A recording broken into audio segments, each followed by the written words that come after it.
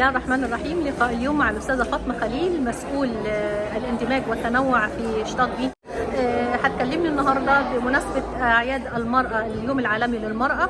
هتكلمني النهارده إيه الخدمات اللي بيقدموها، والحفلة النهارده كانت هدفها إيه، وإيه اللي بتتمناه للمرأة في اليوم العالمي. اتفضلي أستاذة فاطمة. أهلا بك. اهلا وسهلا فيك، وشكرا لاهتمامك اول شيء واستضافتينا اليوم كمان. اليوم احتفلنا بمناسبه اليوم المراه العالمي. كان عده جمعيات، من بيناتهم الافغانيه، التركيه، العربيه، الشيشانيه.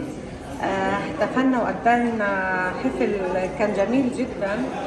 الافتتاح كان بواسطه مستشاره الحي العاشر السيدة بريجيتا دي بيكا سنتنا، واجوا عدة ضيوف كانوا موجودين، كانوا نمساويين وعرب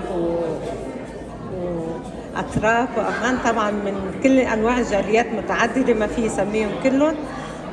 وبالآخر كمان عملنا السيدات الجمعيات وأعضائهم، بقدم شكري لهم.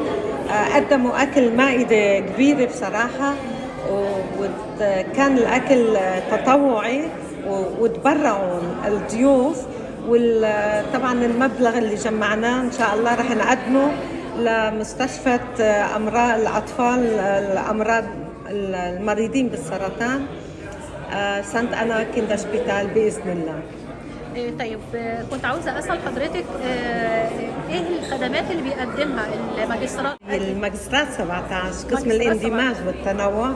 بتقدم للكل، هي بصراحة بتقدم لجميع المغتربين اللي بيجوا على فيينا.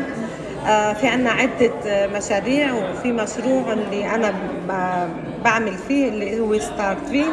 أي واحد بيجي جديد على فيينا حسب إقامته نحن بنساعده للاندماج. أول شيء الاندماج باللغة، بيجي أرصدة، بيجي رصيد 150 يورو من عنا.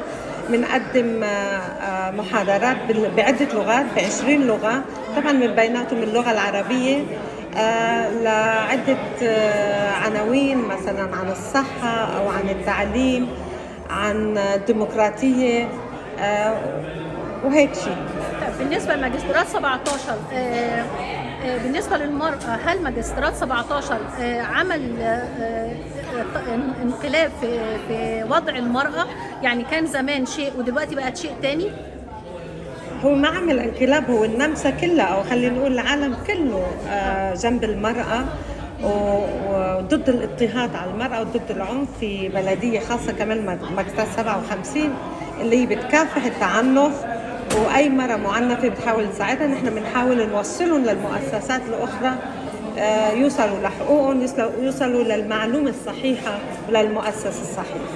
شكرا لك أستاذة فاطمة، وكل عام وأنت بخير. وأنت بخير، وكل سيدة بالعالم وهي بخير، وإن شاء الله ما يكون في أي اضطهاد أو عدم عدالة لأي مرأة في الكون. شكرا لك. شكرا لك.